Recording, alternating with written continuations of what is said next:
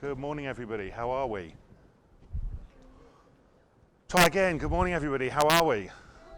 That's better. It's the energy at 11:15. It's like, yeah, we're here. Yeah, I've been told to come here. Yeah. Hello, everybody. Welcome.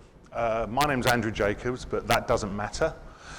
Person that's important here is Jodie Pritchard, because you've all come along to that session around Agile. You are going to be doing some work on your tables on this. You are probably going to need some access to a mobile and or a tablet and or a laptop. Just because, you know, this is the Autumn Forum and we can do stuff differently. So we are. Jodie, head of L&D or head of learning at the Citizens Advice Bureau, let me word it correctly. We've had some really interesting chats about the stuff that Jodie's done, and it's all good. So I'm going to get out of the way, and I'll hand over to you. Thanks, Andrew. Hi, everybody. Thank you for joining us this morning. So, as Andrew says, we're going to do things a little bit differently. So, well, the majority of this session is actually going to be under your control. So, we're obviously very well prepped for it. Of course we are, but the secret to Agile is... I promise. Has it gone? Maybe it's gone. Is it all right, Mark? Yeah? Okay. Sorry. The secret to Agile is very much about being responsive. It's very much thinking about what your learner needs are and how you respond and you act on them. So part of today's session is very much like that. But before we move on, just a huge welcome. Andrew's already mentioned I'm head of learning at Citizens Advice. We've been moving to working in a more agile way over the last 3 years, and it's not an overnight change. It's little changes to the way you work, little processes that you do differently, and really focusing on a continual improvement piece. When I'm not working, I'm a mother of 2 very busy girls who have a better social life than me and enjoy kind of chilling out at our allotment and doing a bit of kind of cooking as well. So yeah, if I'm not head down in L&D stuff, you'll tend to find me focusing on being out in nature, a bit of mindfulness and well away from the screen. So, what are we going to look at today?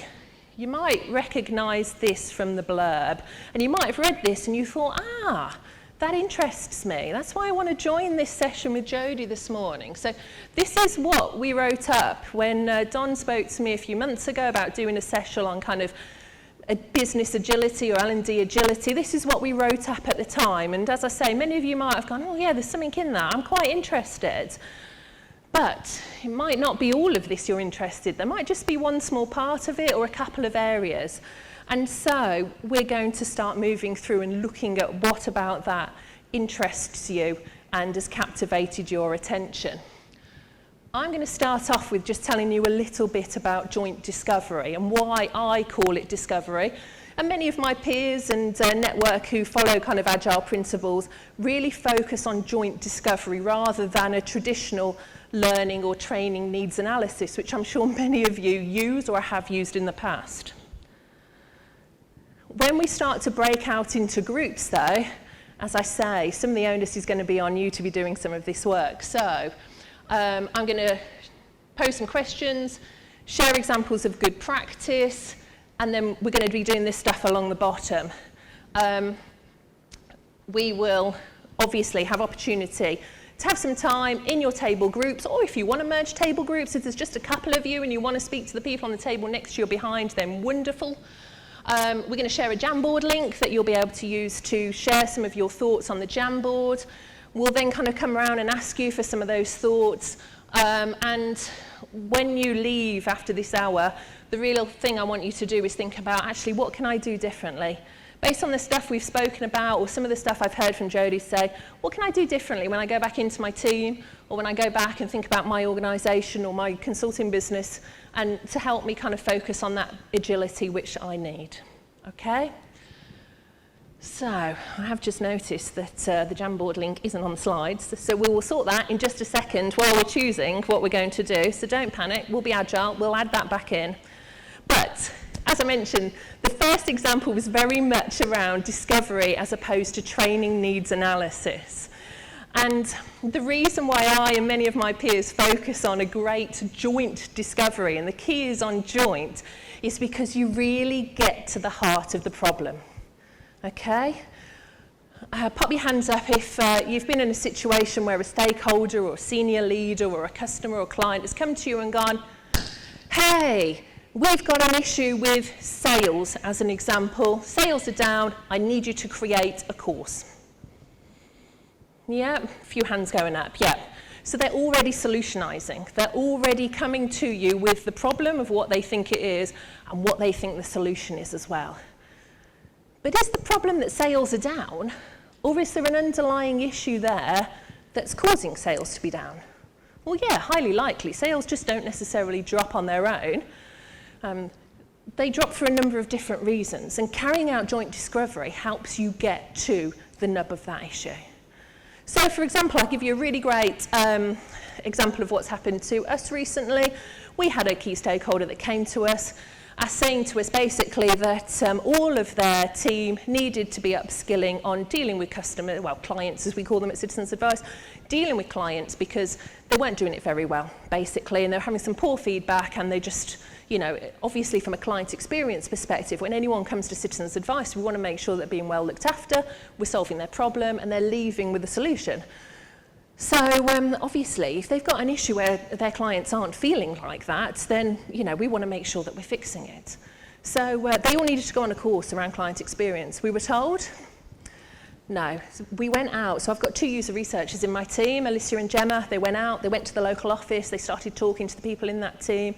And basically, actually what the problem was, their appointment slots were being booked so close together, the advisors were under so much pressure, they didn't really feel they had time for niceties and really struggled to actually go through that whole engagement and interview process with that client, because they were really focused on the fact that I know I've got somebody else coming in the door in about half an hour, and I really must make sure that I am supporting them as well.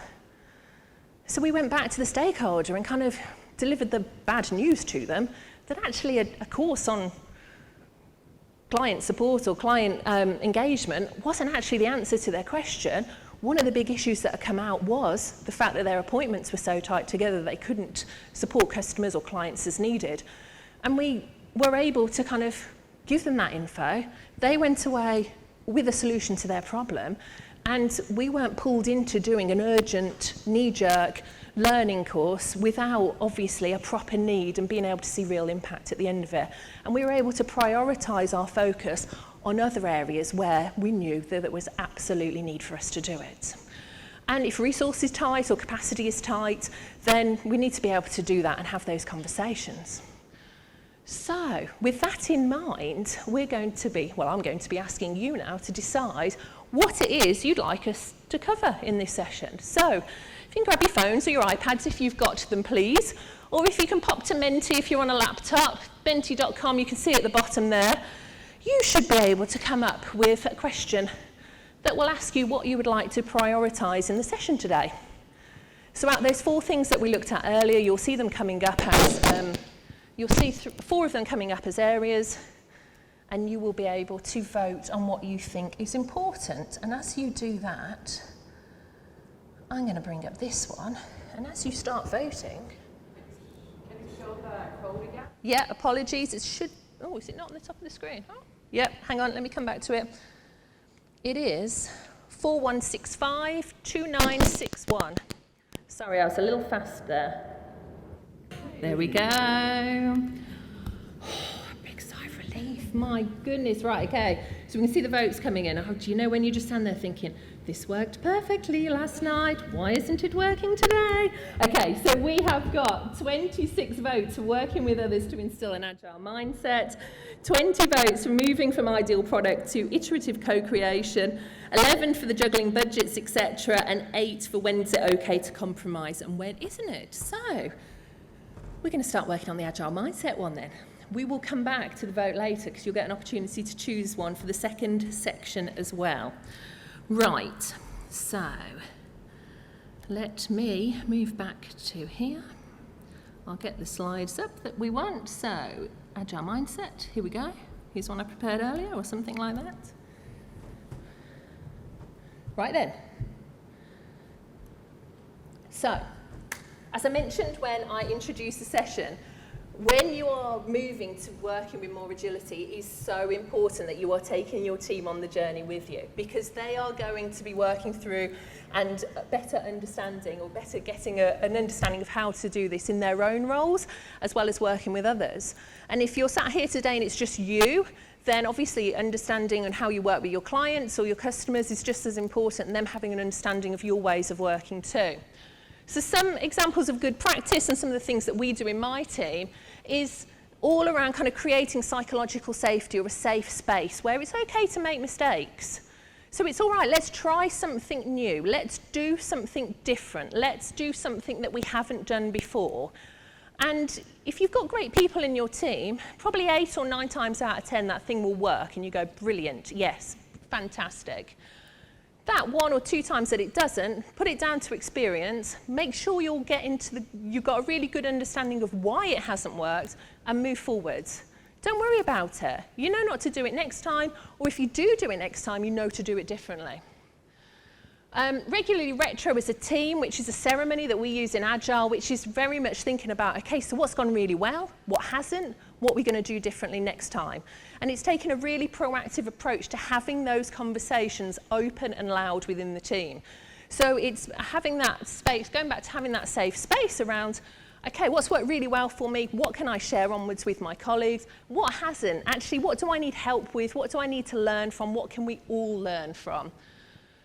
We also think about quick wins and long-term goals. So thinking about, okay, what can we do now that's going to make a difference?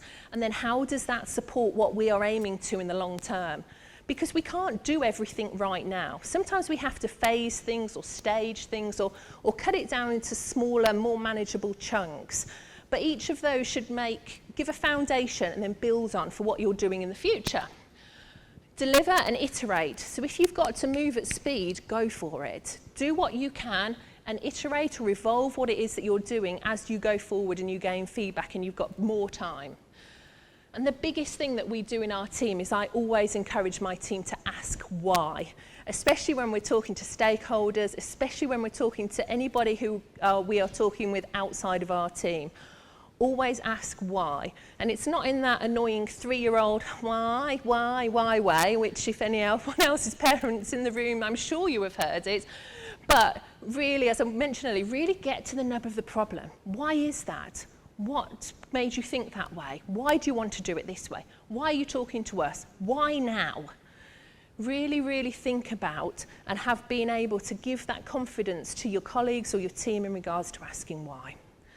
Okay, I'm going to ask you now to spend some time on the tables, or if you want to merge tables, as I mentioned, to please start thinking about some of these questions that I've put on the screen here. You'll have about 7 or 8 minutes, and what I'd like you to think about is, so how do you share feedback in your team at the moment? What do you do? What does it look like? What do you have in place? How do you celebrate your successes as well? So what does that look like? How do you recognise each other, and what does that look like? Because if you're going to create a really healthy working environment for your team, a place where they're very able to make decisions, move forward and feel confident in trying new things, you've got to make sure that they are part of something that they feel safe and confident to both, share feedback with their peers and tell what's gone right and what hasn't, and celebrate what's going really, really well. And then last but not least, how do you make sure that your whole team starts to learn from individual challenges? We've all had them, I'm sure. I've had a bad day. This has gone wrong. Hey, the link didn't work to Menti. I did check it last night, but it hasn't worked this morning. What should I have done differently?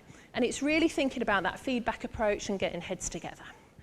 So I would like you to just start chatting in your groups, on your tables, thinking about these questions. As I say, we'll have a few minutes to do it. And while you're doing that, we'll sort out the Jamboard link and we will share it with you, so you'll be able to jot some down, some feedback for us to share in a mo, okay? Okay, if we come back together then.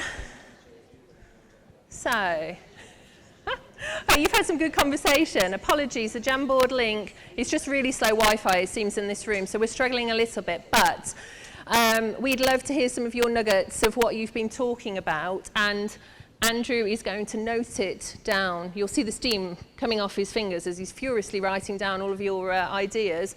And then what we'll do is we'll save it on the Jamboard, so after today you're able to go back in, we'll share the links, etc., and you'll be able to see everything that people have said. So, would anybody, oh, Sharon, thank you, any thoughts for any of the tables? Oh, yes, table at the front, thank you. On the way. It's always the furthest point away, isn't it? Sorry. Thank you. Oh, yeah, so I started by saying I don't think my team does this very well at all, and so that provoked an outpouring of ideas from around the table. So we're talking about feedback sharing specifically because we didn't really get too far down this. Yep.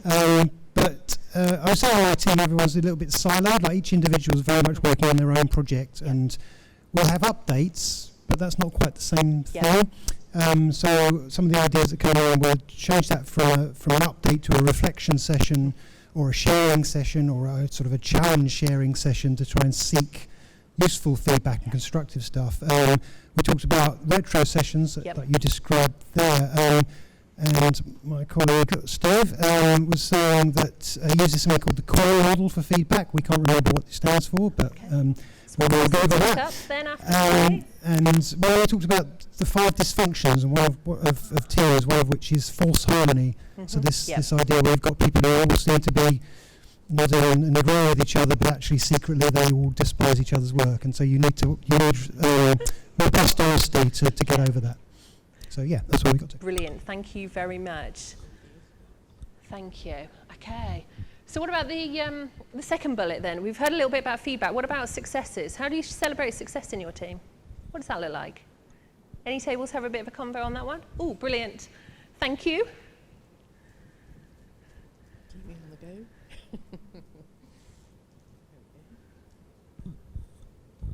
Thank you. So when we were talking, we started with successes because it was slightly easier in that I think there's a bit of a culture issue that we're fairly rubbish at it.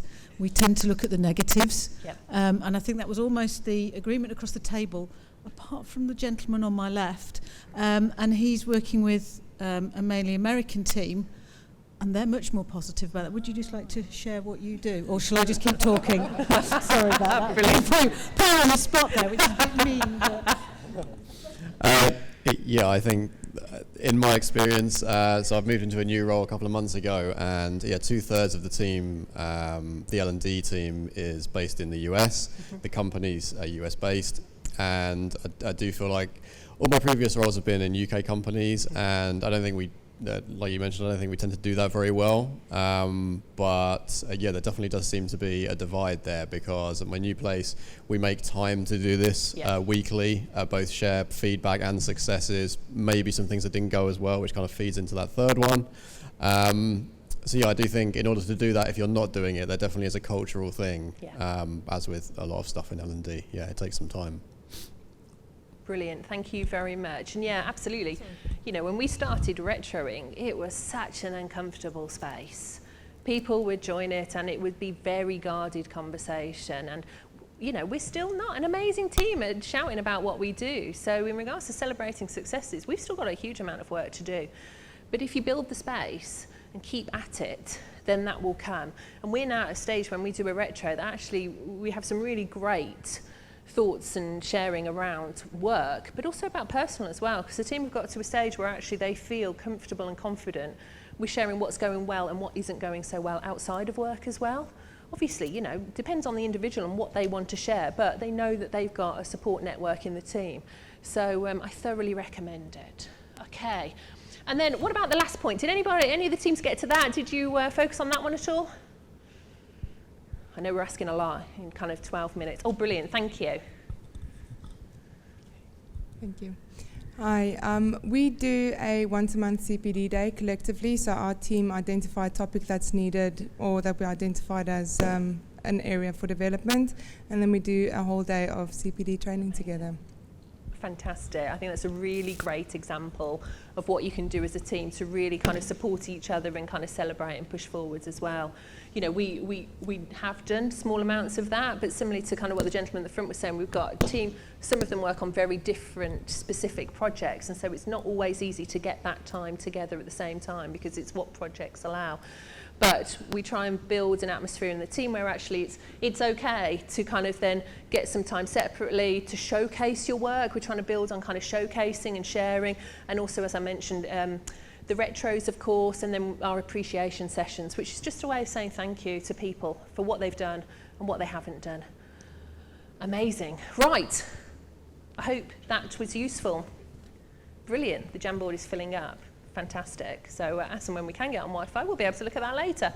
But I am going to come out of this slide for a mo because we're going to go back to Menti. And I think we figured out that it's quite slow because of the Wi-Fi connection. So I'm just going to be a little bit more patient this time, to be quite honest with you. That's my learning from doing section 1. So back onto Menti, please. And you should be able to come to the next slide, she says. Obviously, ignore the one around working with others to instill an agile mindset, because we've done that one. We're not going to go back to it, but you should see there will be 4 options, of course, because I wasn't able to mind read which one you were going to do first. Ignore the choice around working with others to instill an agile mindset. What would be most useful to you next? So go on and cast your vote. I'm going to stand here as patient. Okay, it shouldn't do because there's 2 slides. Okay, we'll go back to the old-fashioned way then. If you would like to cover juggling, budget, stakeholders and conflicting demands, stick your hand up now, please. 1, 4, 5. Oh, looks like about 11 or 12, I reckon. What about the compromise one? When's it okay to compromise and when isn't it? I would say slightly more for that one. And the last one is around moving from ideal product to iterative co-creation. Wins. That's the winner. Thank you, everybody. You made it very easy. I didn't have to count too much. Excellent. Okay, so, at least I know this bit's prepped. That's the most important thing, isn't it? Yeah, we know what we're talking about. Okay, so ideal product iterative co-creation is all around a change of mindset. So before I worked in Agile, I worked in traditional learning and development teams, and we would very much focus on creating the best learning program or product or content, whatever term you tend to use in your L&D team. We didn't necessarily focus on actually when and the timing and the impact that that had. So it's all well and good creating a fantastic learning program that meets all of the needs and the challenges that you've got in your organisation, say around leadership capability. But if you're delivering that 9 months down the line from when that's actually been a conversation that's been live in your organisation, what impact does that really have? How useful is it when you think about your organisation and the way that it works, the culture and the dynamics within it? And then actually what recognition, what do your team get from it as well? When they put all of their hard work into this fantastic thing, and we've actually missed really that window of opportunity to really making a difference in that area. I can put my hand up and say that we were there, and for some projects, you know what, we struggle as well because we can't always move at the speed that the business needs us to move. But we're working much harder to think about how we can respond at speed to meet needs, and that is what this is all about. And it's not to say that what you're delivering isn't as great as what you could deliver in 6 or 9 months' time, or even 4 weeks' time, depending on how fast your organisation is moving forward. But it's about actually what can we deliver right now that's going to make a difference, and how does that then support our continual growth as an organisation? So going back to where we were saying earlier about quick wins and then long-term goals, this is the mindset that is really important if you're really thinking about L&D agility, now more than ever. That effective discovery phase absolutely comes into it, because if you're not doing that, you're missing the core impact and the problem statement that you're trying to solve. So you could spend 6 months creating a really amazing learning program, but actually it doesn't meet the needs of the learners that you are delivering it to. Because actually what they need is just better signposting to the content that you've already got. Or actually they just need everything in one place. Or they didn't know it existed. So think about how you can solve some of those issues, if they are what comes up in your discovery, before you start reinventing the wheel and thinking about something new. We look at delivering a minimum viable product, and that scares people sometimes when we talk about MVP because they think it means it's rubbish, and it's not. And we had it in my team. Why would I want to do an MVP, Jodie? I want to do my best work. And it's not about not doing your best work. It's about doing your best work, but without all the bells and the whistles and the extra bits on top. You know, if you know that you've got an issue around, I don't know, team resilience. So that's one that comes up in our charity all of the time. Resilience of our advisors when they are supporting clients. Okay?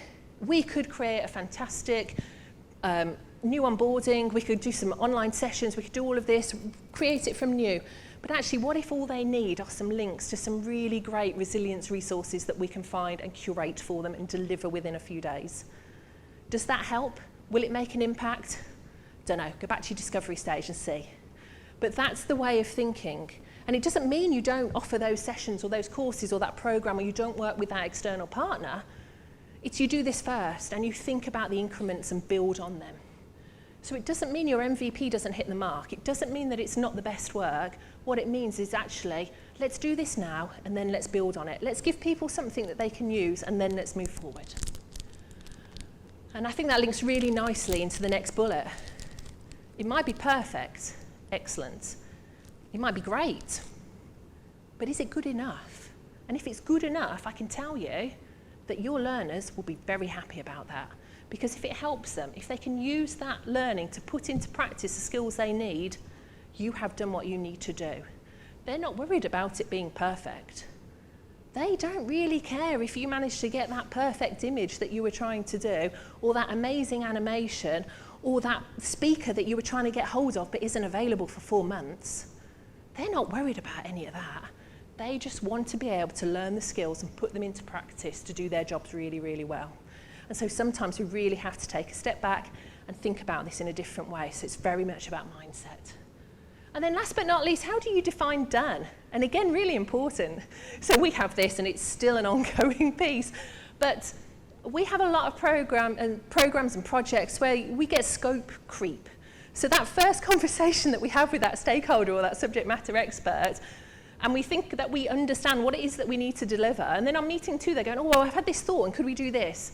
And what about that? Oh, and I've spoken to this person over here, and can we bring that person into the conversations? And by the time you get to meeting 5 or 6, what you thought was this is somewhere over here, and you're thinking, what have I let myself into here? And so as part of our scoping, we always agree a definition of done. And that does not mean we don't come back to that project in the future and review it and iterate it and improve it. But we say for right now, for what you need, let's be really clear on what we are delivering. Let's have what I would call a definition of done. Because then when we hit that done, thank you, we're delivering it and we're moving on. I've seen some nods around the room. It's not just us that have to worry about this one. Okay, so think about your team. Think about how you work within your organisation and think about how maybe some of these ideas or recommendations of good practice could help. And then I'm going to ask you to get your heads together a little bit and start to think about these. So think about in your workplace. Think about a project you or your team are currently working on. And as I mentioned earlier, so how urgent or important is that? It's always important, isn't it? It's always we want it yesterday. How does that line up with your planned delivery dates? And then have a little think about these sections at the bottom. Some of you will be working in a great space where you are able to be reactive, you're able to work out a plan, you're able to align the urgency or importance of your projects with those delivery dates. Others may be struggling. So let's share some successes and let's think about how we can improve what we're doing. And stop there. I'm going to let you have a bit of a conversation and we will come back and share the mic in a few minutes to get some ideas and pop them on the Jamboard, okay? Fab. Over to you all.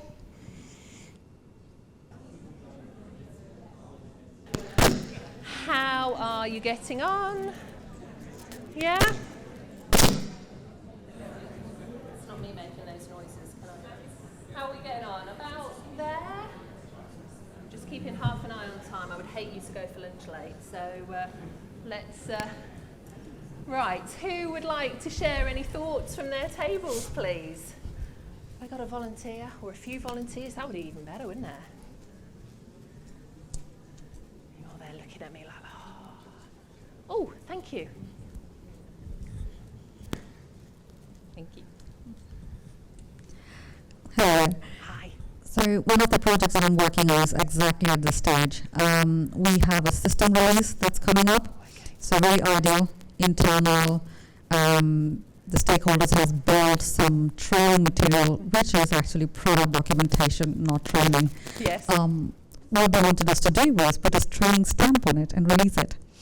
And so we have had 4 weeks of negotiation back and forth around timelines, and then an escalation gone up to the leaders, right, the stakeholder leader and then our leaders. And so what we did as a project leader is that I created 2 options for them. Option 1 was, we are a publisher. We publish your stuff on our internal site. And the second option was, where actually learning takes place. And I kind of gave them a pros and a cons approach. After a week of deliberation, I think they have realized we've come to a negotiation with that we do both. So we do some of it, try and do our best in a couple of weeks to enable them to release the product. And whilst on the side, we keep doing office hours, support hours, some virtual webinars, in order that the learner can engage and ask questions, and and then will probably give us time to build a minimum viable product in the next 4 weeks, and then we take another 3 months to create what is the L&D dream of beautiful product, something we're very proud of. So yeah, but I do understand how that works. I think one of the things in our evaluation is, as last time Greg was sharing that you have to bring the stakeholders back, amongst all deliberations, you have to bring them back to what are you trying to solve for. I think that question is, because when we're negotiating and talking, there's a lot of ego, there's a lot of deadlines, there's pressure, and so that question actually aligns everybody.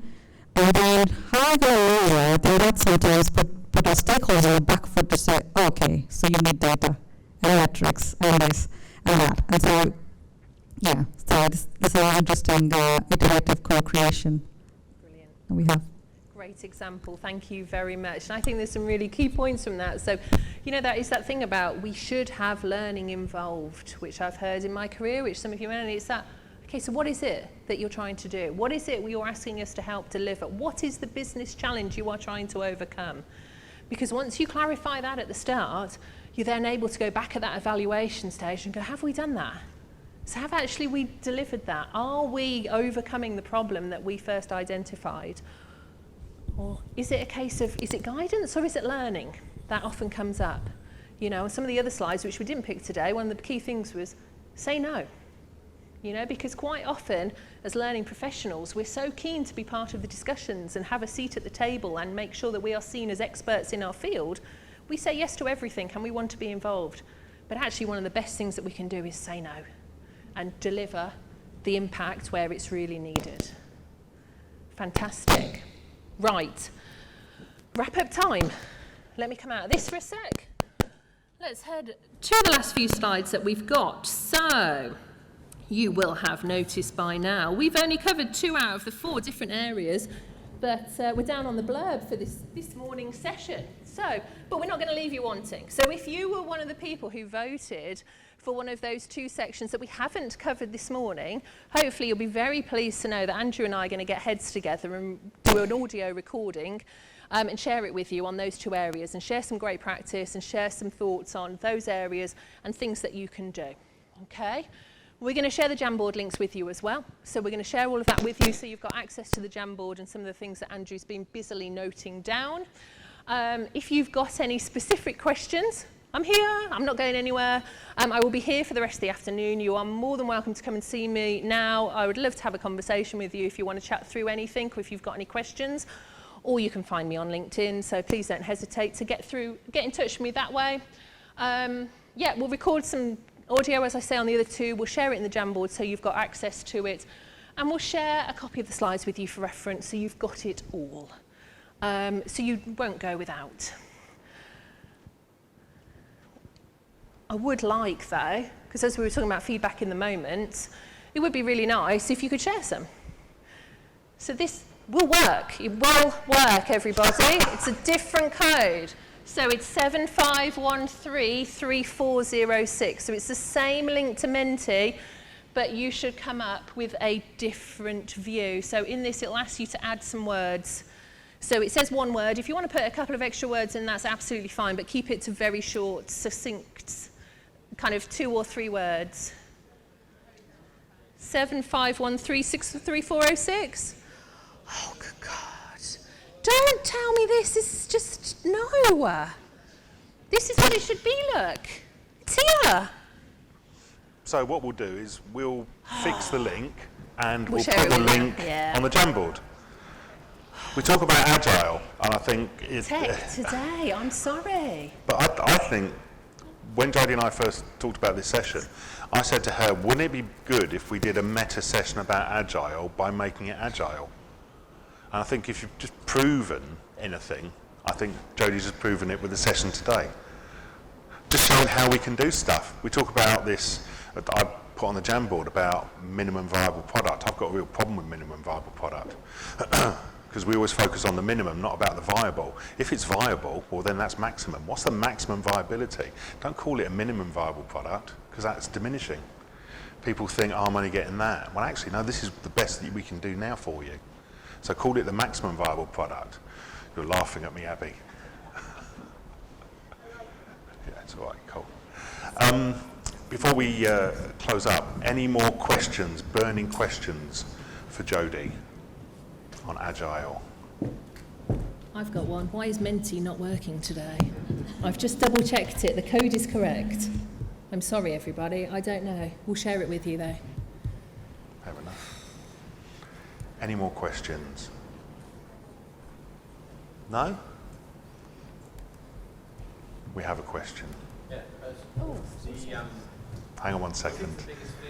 Hang on one second. Oh, sorry. Have the mic. Hello. Hi. What do you feel is the biggest fear that people have to becoming more agile? For me, it's how the rest of the organisation or their stakeholders might accept that different way of working, and how being more agile at times might meet with either, I'm going to say disapproval, or people might think it's, because it's not what they're necessarily expecting. It's a different mindset, it's a different focus, it's a different way of working. And when you don't do what people are expecting, then it's kind of that alarm moment, hang on a moment, I'm concerned about this.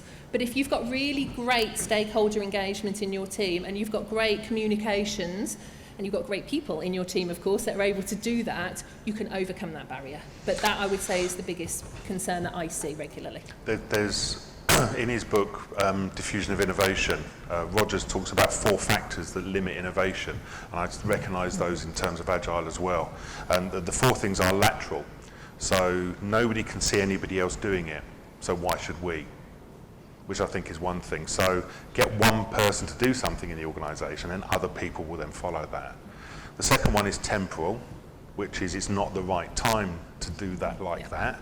So ask the question, well, when is the right time? So plan for the next time you're going to do it. The third one is physical. Because you've invested in all of these tools to do things the old way, you can't do things in a new way. You're not using your training rooms, but you've paid for them. You know, you've got a physical reliance on them. So think about how you can use the resources differently. And the last one is exactly what you just said, which is hierarchical. Somebody in the organisation who makes a decision doesn't want that to happen. Cool. It's that feeling of uncomfortableness Absolutely. that people have, and that can drive concern. Yeah, discomfortable. Yeah, definitely. Any more questions? Awesome. I think we need to show Jodie our appreciation. Thank you.